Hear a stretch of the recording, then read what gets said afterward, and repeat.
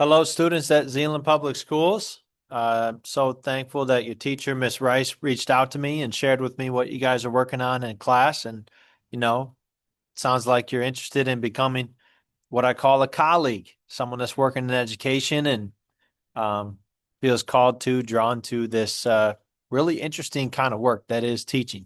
So you guys asked kind of like the biggest questions known to mankind when it comes to teaching and learning. So um, it sounds like your teacher is going to be talking with you a bit about the ideas that I unpack in The Will to Learn.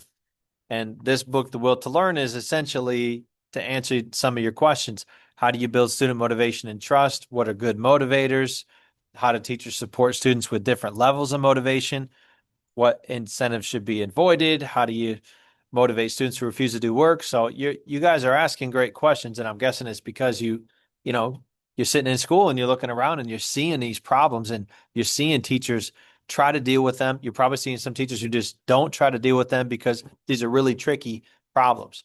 So something that you guys are going to be going over is what's called the 5 key beliefs beneath student motivation. So this silly looking little graphic took me 10 plus years to figure out. And it really is not a super original thing because what I did is I read a bunch of research. I watched a bunch of great educators. I myself in my classroom tried to become a great educator, tried to experiment with things. And so it's kind of like over that 10-year process of writing about teaching and writing towards some of these great questions that you guys are asking. I sort of developed this really simple way to remember the types of things that a teacher can influence, a teacher can create. And if a teacher can do those things and get better at doing those things, what happens is student motivation will generally develop.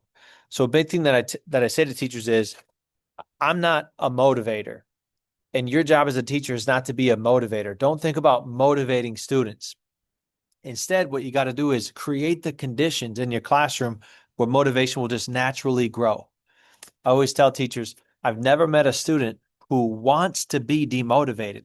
Never met a kid who wakes up every day and says, I want to hate school today. You know, no one desires for school to be bad, for school to be demotivating and demoralizing. No student desires that. And this is just so important because that means that we're all on the same page. Us teachers, we want students to be motivated, to care about the work of learning. Students actually, deep down in their hearts, they all want to care about the work of learning, but there's just things that get in the way. So, when a big thing that I say to teachers who are starting out, okay, or for you guys, teachers who are thinking about starting out, is on this pyramid, start with the bottom belief. So just start at the bottom and think about what goes into being a credible teacher. Students want to have a good teacher. They want to believe in their heart, deep down, that this teacher is good at their job. And so, one of your questions talking about building trust.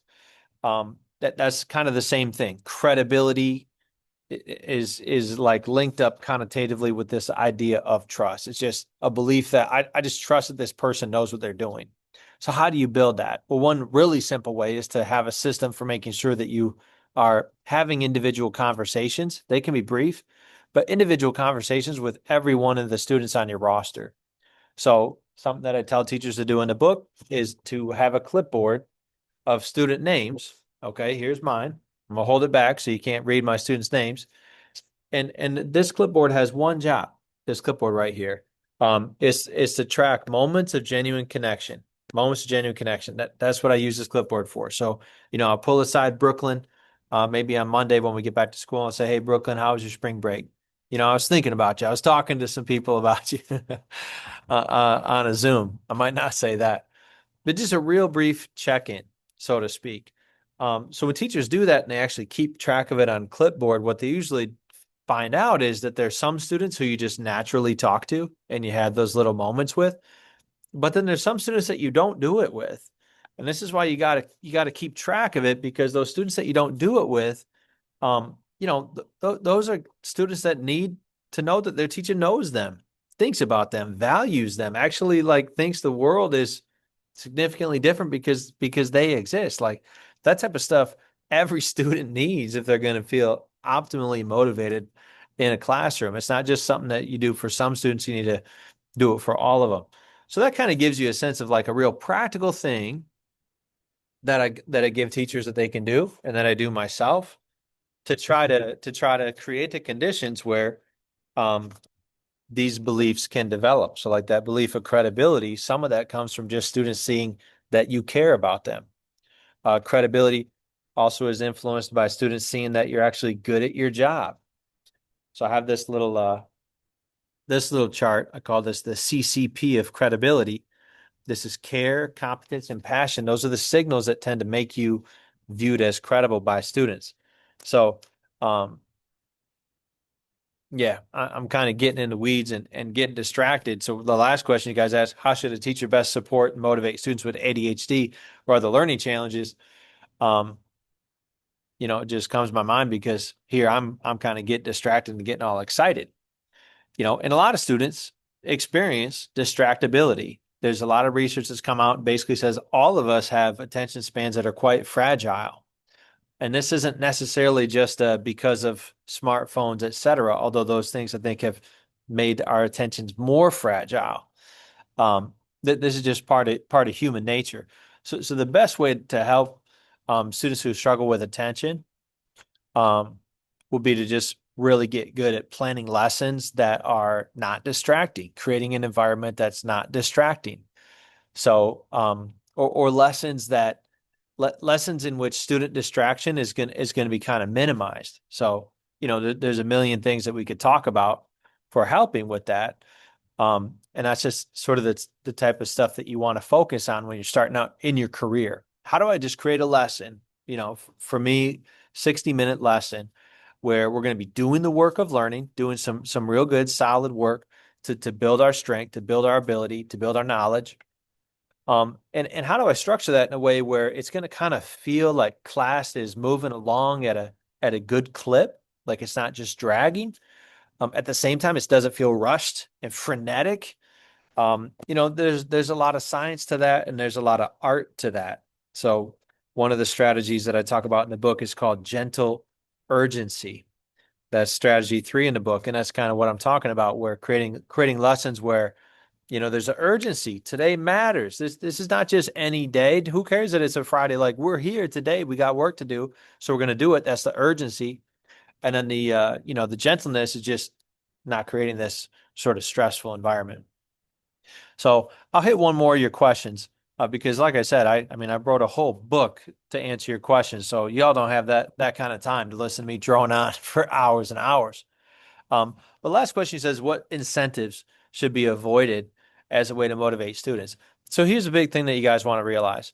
Um, I'll explain it through a story. Back when I was an early career teacher, I taught middle school in Baltimore for 3 years. I was noticing my students were not doing their homework, and I wanted all my students to do their homework. So I said, if everyone does their homework this week, we have 100%. I'm gonna give you guys brownies. And they're all real excited. These are like sixth graders. They're pumped. They're hyped up, and they all do their homework. Okay, but here's the problem, and the research on motivation kind of bears this out. What did I actually motivate the students around? Like what were they actually doing that homework for? They're doing it for brownies. Basically, all I was doing was saying, hey, instead of caring about learning and growing and becoming stronger, I want you to care about brownies. And it's the thing that you're going to do to get the brownies. So that's what we would call like a transactional approach to student motivation, or it can often be called carrots and sticks, right? Carrots and sticks, kind of the old classic like donkey analogy. You can motivate a donkey with something positive, carrot that they want, or you can motivate them with a stick, something negative. And a lot of times what we do in schools for motivation amounts to carrots and sticks. And so that's a big problem. I mean, even a lot of students in my high school, Cedar Springs High School, a lot of students who are top of the class, valedictorian, et cetera, a lot of times those guys can actually be sort of poorly motivated for learning. They do a lot of learning work, but it's so they can get that carrot, a valedictorian or getting into a good college. So this is the type of thing, guys, that I obsess about all the time and I write about all the time. So, if you want, I've got a blog. It's at davestewartjr.com. You can subscribe to the newsletter. And if you're really serious about going into education, I think what you got to understand is you're on a long journey of growth toward mastery, and it is incredibly rewarding. I'm so thankful 20 years into my career of the blogs that I read, the books that I read, the great teachers that I watched, the folks that I learned from, like you're learning from Miss Rice. I'm so thankful for all that work, which at times felt very frustrating and overwhelming. But I'm so thankful for it, guys, because essentially now today, 20 years in, I do have, and I can say it confidently, just a lot of competence, a lot of understanding. And that's just what will naturally come to pass when you do keep working at it, keep learning, keep learning, keep learning. That's like big thing I want you guys to take away from this is keep learning about education, keep paying attention, keep asking questions. So I hope this has been somewhat helpful. Again, your questions were amazing. I'm gonna post this video on YouTube so you guys can see it. But hey, appreciate you, Zeeland.